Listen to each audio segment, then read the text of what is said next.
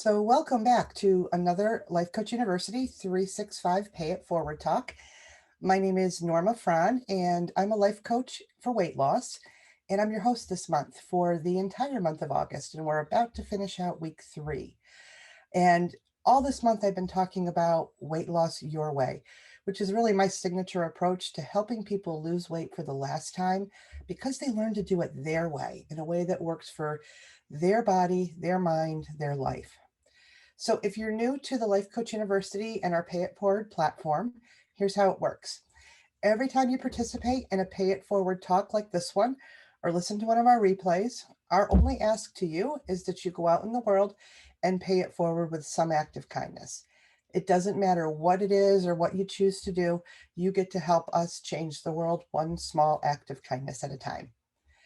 Now, before we dive into today's talk, I want to kind of do a special announcement about something we've got coming up here at the Life Coach University. And it's called the Giving Week, and it's scheduled for the week of September 19th to the 23rd. And this is so exciting. We have got a total of 5 life coaches offering 5 courses for 5 days to fundraise for 5 different charities.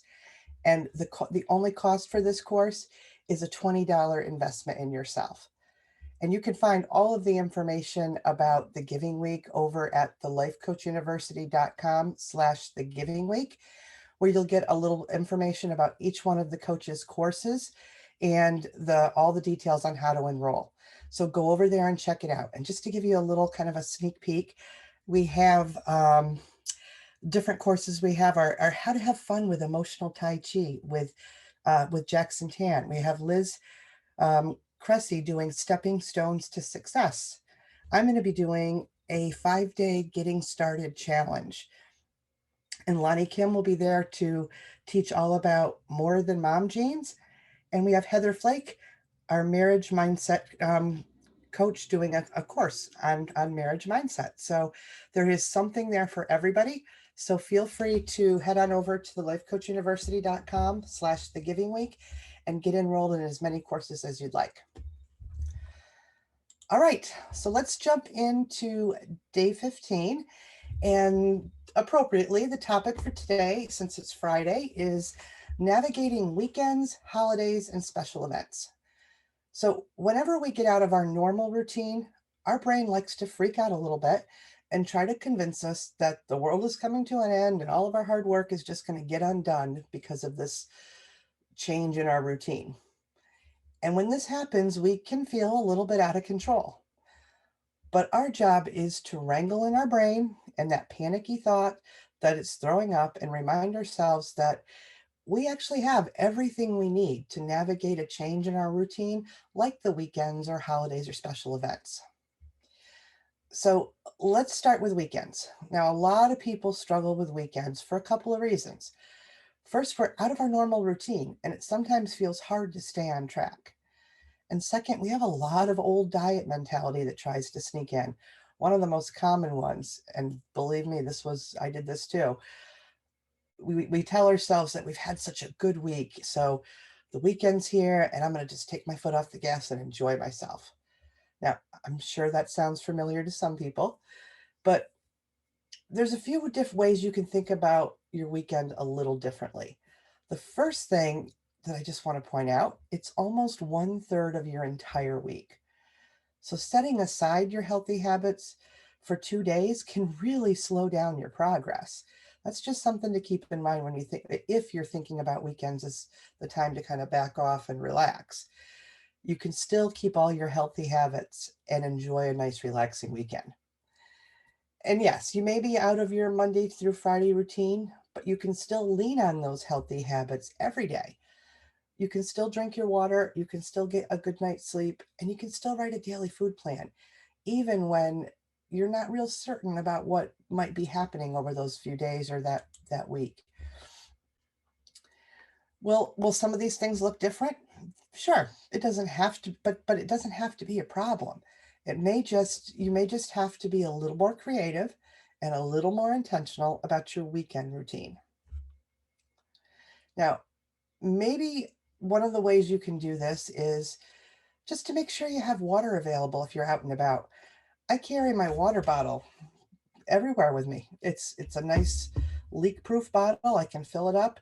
I even take it to the grocery store. Just fill it up and drop it in my bag. Just always have your water with you when you're out and about. It's a great way to make sure you keep that healthy habit alive over the weekend. And if you tend to stay up a little later on the weekends, plan on sleeping in. Don't cut your sleep short because it's kind of the opposite of rest and recovery, right? If you're not getting enough sleep on the weekends. Now, a daily food plan might require a little more work, especially if you're going to be out traveling or going to dinner or anything like that over the weekend. Again, intentionality is the key. I've worked with tons of moms who are on the road all weekend for kids' sports and things like that. And they've tried a lot of different things that have really helped, like packing a cooler with extra water and some lunches and snacks. And things that travel really well in a cooler are like fruit, prepackaged salads. They're amazing. They just come in this little bowl and you just peel off the top and you've got all the salad fixings and everything right there. Sliced vegetables, hard-boiled eggs, yogurts, even leftovers from the other night's dinner if you have access to a microwave while you're out and about. Or a lot of times, these moms have said to me that what they do is they search the area they'll be visiting for restaurants that serve food they like and that supports their weight loss goals. Because really, today, any GPS system or apps have this feature to search restaurants in a particular area. So you can do that ahead of time so that you're completely prepared and not making decisions on the fly. Now, if you're going out to dinner or drinks with friends, plan how many drinks you want to have and then space them out appropriately. And if you know where you'll eat, look at the menu online and get an idea of what you'll have. Oftentimes, I don't even look at the menu when I'm actually at the table because I've already made my decision before I got there. I find that when I do this, I'm less tempted to say, oh, to heck with it, and make choices that are just not aligned with my goals. So if you can do it in advance, make a few decisions ahead of time. So some of the things that you can think about are choices or decisions that you make ahead of time would be you're going to decide that maybe you'll just pass on the bread basket or the bar food or that snacky stuff that tends to be all around, and then plan on enjoying a nice appetizer. And for dinner, you can plan that you'll have a protein, vegetable, and starch. If you didn't have any opportunity to look at a menu ahead of time, just know that those components are going to be in your meal. You can also keep it really general and still be in control. Just like I said, with like just saying protein, vegetable, and starch, you're still in control. Then when it's time for dessert, check in with your hunger signals. If you've had enough, you can plan to just pass on the dessert and maybe just enjoy coffee and conversation. Because that's what really this is all about, right? When you're going out with friends, it's for the conversation. It's not all about the food. But if you are still hungry when dessert comes around, enjoy dessert. And don't be afraid to make special cooking requests at just about any restaurant. Most places are happy to accommodate you with that. All right, so how about special events like weddings and birthdays or picnics, anything like that? Same thing can apply. You can ask what's going to be served ahead of time and then write a plan accordingly. If you're not comfortable doing that or it's just not appropriate, or if it's the type of event maybe where everyone brings a covered dish, make a few decisions ahead of time about how you will eat. You don't have to know exactly what's being served to do this. Maybe you can decide that you will only choose foods that you absolutely love. Because if just because someone brought it doesn't mean you have to eat it. Or you could decide that you'll maybe have one appetizer, your meal, and dessert. And that would be your plan. And by all means, if these weddings and birthdays and all this, have a piece of cake. If that's what's really you're really excited about, go ahead and plan for it and have it. All right. So remember, there is one tool that you always have available to you no matter where you are or what you're doing. And that's your hunger and satisfaction signals. So you eat when you're hungry and you stop when you've had enough. And if you work on honoring those two things, you can navigate just about any type of social event. But here's a caution for you. Watch out for this old diet mentality that wants you to go hungry all day so you can splurge at this event. It just doesn't work that way. No matter how hungry you are, your stomach is still the same size and can only handle or hold the same amount of food. Even if you don't eat a thing all day long, you can still overeat with this strategy. It backfires every time because you lose all the intentionality of making food choices. Instead, you find yourself ravenous. You don't take the time to make choices that support your goals, and you usually eat much faster. So you're likely to blow right past satisfied and then feel miserable because you ate too much. So instead, eat how you normally would throughout the day leading up to that event, and then listen to your hunger signals. It'll be so much easier to navigate these events if you don't go in starving and ready to eat anything and everything that you see. Now, if you do happen to overeat, don't make the mistake of punishing yourself for days afterwards, or maybe even the whole next week, by trying to live on water and carrot sticks to make up for it. Again, that doesn't work. It's a punishing diet strategy, and it will never undo whatever happened at that event in terms of your eating. So be kind to yourself and pick those healthy habits right back up. All right, vacations are up next. Vacations are special, and you will likely have the opportunity to experience different foods depending on your travel plans. And believe it or not, you can still enjoy these foods if you choose to. Before your vacation, you have a decision to make though. And that is, what do you want your outcome to be after the vacation relative to your weight loss goals? Do you want to lose weight, stay the same, or gain weight? Yes, I said gain weight. You can plan to enjoy all the things and be okay with gaining a pound or two while you're on vacation. You can also plan to lose weight or stay the same, but each choice is going to require some planning in advance and a real strategy. But at this very point before you go, you do have the choice. Now, just because you'll be on vacation, that doesn't mean you have to throw out all your healthy habits that you're building. And it also means you can decide to participate in life a little differently because you are on vacation. The difference now is that you're going to do it intentionally versus throwing your hands up and saying, the heck with the diet. The only rule here is that whatever you decide, you cannot beat yourself up over the results at the end. So if you decide you're okay with gaining a few pounds, don't come out of your vacation and beat yourself up and slip into these punishing diet rule things because of that choice. Just pick up your good habits and move on. So go in with your eyes wide open and know that everything will be waiting for you when you re-enter into your normal routines. So think about how you want to feel after the vacation and use that feeling to guide your decisions during your vacation. Now, that brings me to another point about vacations. It's always a great idea to have a re-entry plan in place. So think about how you'll feel when you return. You're probably going to be tired and maybe a little anxious about stepping back into your life. So do a little planning in advance. Maybe consider making a meal that you can just pop in the freezer and pull out when you come home. Or have a grocery delivery all lined up so you don't have to rush out and do that on your first day back. Before you leave, get caught up on the laundry. So when you do return, you only have to worry about all that vacation clothes. Plan to have water on hand. And if you're flying, you're likely going to be retaining water. So having a nice supply on hand and ready to go is really going to go far in getting yourself rehydrated as you step back into normal life. All right, and that point reminds me, I don't recommend weighing right away following a vacation. Wait 24 hours, especially if you had a long flight or a long drive. Your body will likely be retaining lots of water and will need a day or two to return to kind of a more normal state. So if you want a more accurate weight following a vacation, try not to jump on the scale right away. It's just not that important, and it'll give your body a little bit of time to settle.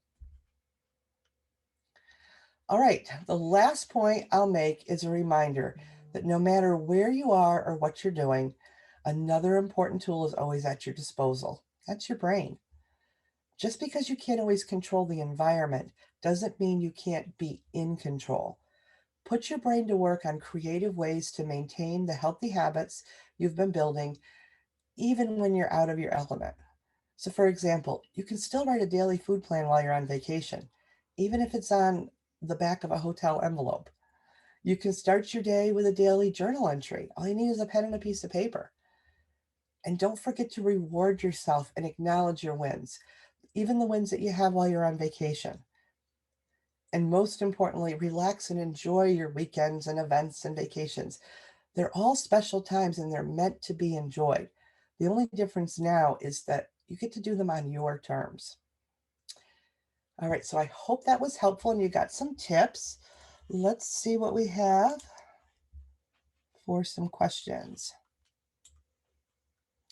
All right, someone says, I notice that when I do an online grocery order, I tend to buy healthier foods for me and my family, but when we go to the shops, we overbuy and splurge on snacks. Yeah, I think this is why this happens because when you're ordering online, it's just easy to be more intentional and purposeful. You have no distractions. You don't have all the great displays and the things that really catch your eye and make you want to buy all that other stuff. I mean, that let's be honest. I mean, the food industry is one of the best marketers in the world. They can get us to buy just about anything. They're experts at it. There's um there's a really good book if you wanted to dive a little bit further into this. It's called Salt, Sugar, Fat by Michael Ross. I think that's the name, that's the author. But it really kind of goes into how we're kind of duped sometimes into buying extra. So I guess my best advice for this is to really plan your shopping list when you go to the store, and then you have to be really disciplined to follow it and not get lured into those flashy ads and displays and all the things that those wonderful marketers do to suck us in. And maybe even have a plan with your family, like say, this is what we're going to buy. Here's what we need to do. So let's keep our eyes forward or whatever it has to be, just to make sure that everybody's on the same page when you enter the store. Let's see. So someone asked, would you ever recommend to not stand on the scale? I give so much power away to that number. You know what? Absolutely, I do. In fact, I have a client right now who is um, really working hard on her relationship with food and learning how to eat in a way that works well for her body. And she's actually given up on the scale. She's just decided it's not going to be a thing that she does. She's going to test it out for a month and see how it goes because she wants her focus to be on really changing that relationship with food. But the scale is, now that's a specific example, but my opinion is the scale is just not necessary. There are so many other ways to measure success, even when you're pursuing weight loss.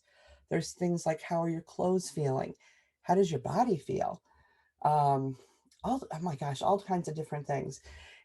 Clothes are a big one. You could take measurements if you choose not to stand on a scale. I think I shared this in a previous talk. I had a period of almost 6 weeks when I was losing my weight where nothing changed.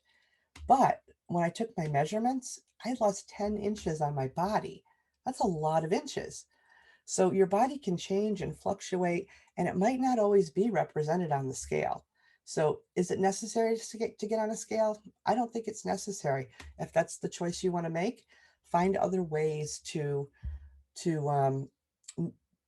to notice and track your changes. That's what I'm trying to say. All right. What else do we have? Someone says, my partner goes away every month for work, but I eat so much better when I'm on my own. There's this pressure to eat together and to eat the same foods. Yeah, totally can relate to this one. Um, I grew up as a child. We all sat down at the dinner table every night at 5 o'clock. And of course, that kind of spilled over as I became an adult and had my kids and my family. And even today, still sitting down with it and eating together is important to us. And I do get this because when I was the one traveling for work, I even ate much better when I was on my own traveling. So it is definitely easier to do when you only have yourself to worry about. But there is a way to do it together. And it does take a little practice and a little figuring out what works best for you. Um, what I did on my weight loss journey, I was very lucky. My family was very supportive, and frankly, they didn't care what I put in front of them. If I was cooking it, they didn't care. They didn't have to do it. So it was a little easier for me to make foods that were very aligned with what I was doing, but that might not be the case with everybody. You might have to do a little bit extra work and maybe prepare when you're preparing your meals, do a little bit extra and package it up and freeze it so that when let's see, for example, maybe your partner wants pizza and you've just decided that's not something you want to have. You want to eat this other meal that you prepared. You can just pull that out of the freezer. You can still eat together. You're just not eating the same things. It's a little feels a little odd at first when you start doing this, but just remember the point is that you're together enjoying a meal and it doesn't have to be the same meal. I hope that helps. All right, so I've got a question about what are some hacks to eat less at a buffet style event? Oh, okay, great. I like to use this one. You know how they usually have at a buffet table the big dinner plate and maybe a smaller salad plate? I always use that smaller plate. And I go into these buffet style events with the plan that I'm going to eat that whatever I put on that small plate, and I can put on there anything I want. And then I'm going to stop eating for 10 to 15 minutes after I finish that plate and then check in with my hunger. If I'm still hungry, I can go back and use the same small plate. And if I've had enough, I'm done. It just takes a little bit of practice and a little bit of shifting around. You're going to be tempted, of course, to go back for more, even if you've had enough. But using that smaller plate kind of gives your stomach a chance to digest a little bit, waiting that 10 or 15 minutes. And then you can really decide if you actually are hungry or if you've had enough. Let's see. Someone said genius using the smaller plate. I always go for the bigger plates. I'm going to try that one. Yeah, it's a really simple, easy thing to do. So yeah, give that one a try. Let's see. Weekends always feel hard for me when I'm doing nothing at all. I just want to eat all the time. I have experienced this one too. So when you're out of your normal routine, even if it's just resting, your brain gets a little agitated. And if you're someone who if someone who's really gotten used to settling that uneasy feeling like boredom with food, you may have developed a little bit of a habit during these times. So I was someone that had to learn how to be okay with bored and how to be okay with not doing anything. My brain always got uneasy when I felt boredom because I felt like I should be doing something productive. There was always something I could be doing, but I just didn't know how to relax. So I ate. So I had to practice letting my nervous system be okay with a little discomfort of not eating, unless I was actually hungry to break that habit. So it's good to be really aware of what that feeling is that might be behind that desire to want to eat. And in this particular case, mine was boredom. So I know that I have to watch out for boredom and be really conscious about how I'm responding to it. All right. Someone says vacations seem hard when I'm staying in a hotel and have to eat from restaurants. Any tips? Yeah, I've got some good ones for this. Now, I traveled a lot for work. Like every other week, I was in a hotel for 3 and 4 days at a time. And I did this while I was losing weight. So here's the best tips that I found. Find a hotel that has a refrigerator and microwave in the room.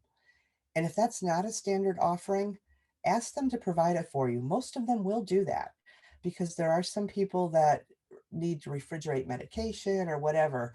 And those that equipment is available. You just have to ask. But better yet, look into the extended stay suite properties that offer full kitchens in every room. Now, believe it or not, these rooms are oftentimes the very same price as a regular room in a standard hotel. So why this is good is because if you're driving to your destination, you can bring a lot of your own food with you and just stock it up just as if you were at home. And if that's too much of a hassle or you're flying, research grocery stores in the destination area and then shop when you arrive or order a grocery delivery right to your hotel room.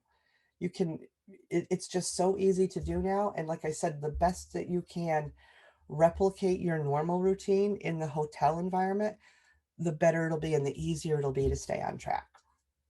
Now, here's a great tip about water. We all know how expensive those water bottles are in the hotel rooms. They always leave you a couple, and I don't know about you, but I usually always crack into at least one of them. But here's a great tip that I learned about water. So I bring with me my good old water bottle, and then I also carry. I have a much bigger bottle. I think it's actually a full half-gallon size. But most hotels have a gym, and in those gyms, there is a water cooler. You could go to that water cooler and fill your water bottle up whenever you want, and then avoid that expense of those really expensive water bottles they put in the room. And then you don't have to drink the pipe water, the water right out of the faucet, which maybe it's just a personal preference, but I found absolutely terrible tasting. So, those are the tips I have for travel. All right, I think that is everything for the day. It looks like we've got through questions. And then, so I just want to remind you again to go out in the world and pay it forward. Anything at all that you want, something you learned here that maybe you want to share with someone else.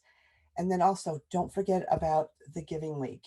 And after you sign out, head on over to the Life Coach University website and check out all that we have offered there. We're all super excited to kick that off the week of September 19th. All right, everybody, have a beautiful day, and I will be back on Monday. Have a good weekend.